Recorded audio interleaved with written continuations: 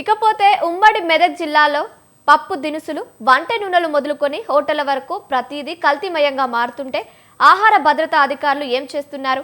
ప్రజల ఆరోగ్యంతో చెలగాటమాడుతున్న ఈ కల్తీ రాయిళ్లపై టాస్క్ ఫోర్స్ దాడులు ఎందుకు జరగడం లేదు అనే దానిపై మరిన్ని అప్డేట్స్ మా ప్రతినిధి యాదగిరి లైవ్ ద్వారా అందిస్తారు. చెప్పండి యాదగిరి. కావ్య, కాదేది కల్తీ కనాహం అన్నట్టుగా మారిపోయింది. కల్తీ రాయల్లో పెట్టలేకపోతున్న పరిస్థితి ఉమ్మడి మెదక్ జిల్లా వ్యాప్తంగా కనిపిస్తోంది. ఏది చూసినా కల్తీమయంగా కనిపిస్తున్న పరిస్థితి ఉమ్మడి మెదక్ జిల్లాలో అనేక ప్రాంతాల్లో కనిపిస్తోంది. ప్రధానంగా నిత్యం ఉపయోగించే వస్తువుల పైన వాళ్ళ యొక్క కేటగాళ్ళు ప్రధానంగా దృష్టి పెట్టిన తెలుస్తోంది. పాలతో మొదలుకుంటే ఉప్పు కారాలు కూడా కల్తీగా కనిపిస్తున్నటువంటి పరిస్థితి మెదక్ జిల్లాలో కనిపిస్తామని చెప్పొచ్చు. అయితే ఇటీవల కాలంలో నర్సాపూర్ మండలంలో ఉన్నటువంటి రెడ్డిపల్లి గ్రామంలో భారీ స్థాయిలో నకిలీ పాల తయారీ కేంద్రాలపైన విజిలెన్స్ అధికారులు దాడి చేయడం జరిగింది. అయినప్పటికీ చాలా కాలంగా అక్కడ వ్యాపారం జరుగుతున్నట్టుగా స్థానికులు ఫిర్యాదు చేసినప్పుడు కూడా అధికారులు స్పందించడం అనేది చాలా ఆలస్యమైనప్పటికీ తద్వారా ఎంతో మందికి కూడా పాల విక్రయం జరిగింది. పాల విక్రయాలు లాభాలు కూడా పొందడం జరిగింది. తద్వారా అనేక మంది కూడా అస్వస్థ గురవుతున్నటువంటి సందర్భంలో మనం చూస్తా ఉన్నాం.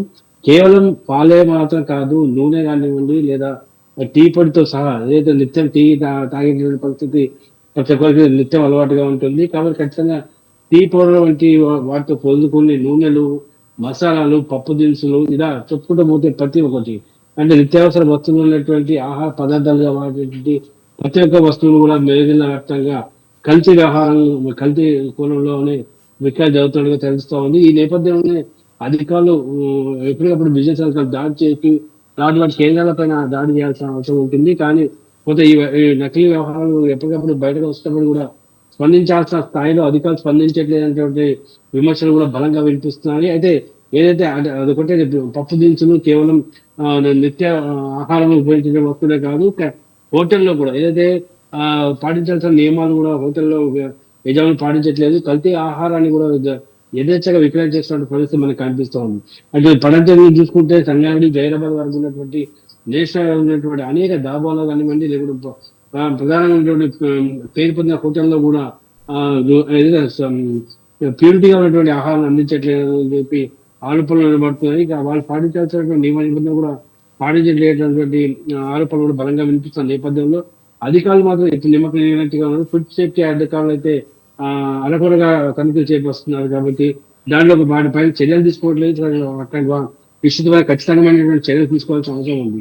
ఏదైతే నకిలీలకు పాల్పడుతున్న వాళ్ళు కానివ్వండి, లేకుంటే ఆహారాన్ని కల్తీ ఆహారాన్ని విక్రయిస్తున్న వాళ్ళంతా కూడా ఇది ప్రజల యొక్క ఆరోగ్యంతో చెలగాటమాడుతున్నట్టుగా మనం భావించవచ్చు. తద్వారా క్యాన్సర్ కారకాలు చాలా పెరిగిపోయే అవకాశం ఉంటాయి. తద్వారా అనేక మంది కూడా అనారోగ్యానికి గురయ్యే పరిస్థితి ఉంటే ఖచ్చితంగా దీనిపైన ఉన్నత అధికారులు కానివ్వండి, లేదా రాజకీయ నాయకులు కానీ, అధికారమైనటువంటి పార్టీ నాయకులు కానీ ఖచ్చితంగా దృష్టి సారించాల్సిన అవసరం ఉంది. వారి ప్రజల యొక్క ప్రాణాలను కాపాడాల్సిన అవసరం ఉంది. అదేవిధంగా కల్తీమయంగా మారుతున్నటువంటి నూనెలు కానివ్వండి, పప్పు దినుసులు కానీ, కారం కానివ్వండి, లేదా మసాలాలకు సంబంధించినటువంటి మసాలా పౌడర్లు కానివ్వండి, ఈ విధంగా మెదక్లో ఉమ్మడి మెదక్ అనేక ప్రాంతాల్లో ఇవి ఒక కొద్దిగా పరిశ్రమగా ఉన్నట్టుగా మన సమాచారం ఉంటుంది. నారాయణగిరి, జైరాబాద్ వంటి ప్రాంతాల్లో కల్తీ నూనె అంటే పశువుల నుంచి సేకరించే పశు ఎముకల నుంచి సేకరించేటువంటి ద్వారా తీసినటువంటి నూనెను విక్రయంగా చేస్తున్నటువంటి పరిస్థితులు కూడా మనకు వెలుగులోకి వస్తున్న సందర్భాలు ఉన్నాయి. అదేవిధంగా జిల్లాల బొల్లారం వంటి ప్రాంతాల్లో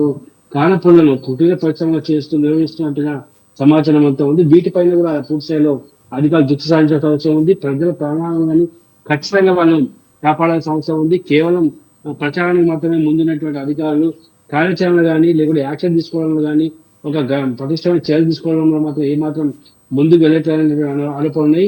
ఖచ్చితంగా అటు సూపర్ మార్కెట్ సహా చిన్న స్థాయి ఉన్నటువంటి కిరాణా షాపులతో సహా సూపర్ మార్కెట్ లో ఉన్నటువంటి షాపులను తనిఖీ చేయాల్సిన అవసరం ఉంది. అదేవిధంగా బడ్డీ కొట్టు నుంచి కూడా ఉన్న పెద్ద వ్యవస్థగా ఉన్నటువంటి మల్టీ రెస్టారెంట్ ఉన్నటువంటి వాటిని కూడా తనిఖీ చేయాల్సిన అవసరం ఉంది.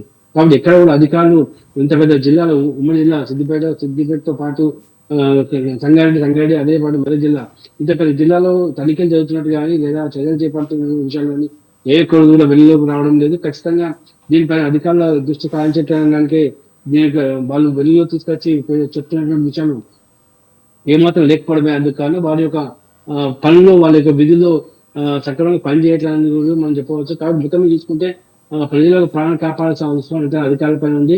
అదేవిధంగా నకిలీని అరికట్టాల్సిన అవసరం ఉంది. ఆహార పదార్థాలను స్వచ్ఛంగా ఏదైతే పరిశుభ్రంగా అందించాల్సిన హోటల్ పైన కూడా దృష్టి సారించి అధికారులు ఖచ్చితంగా చర్యలు తీసుకోవాల్సిన అవసరం ఎంత ఉందని చెప్పొచ్చు Kavya. Right, thank you Yadagiri, thank you for the updates.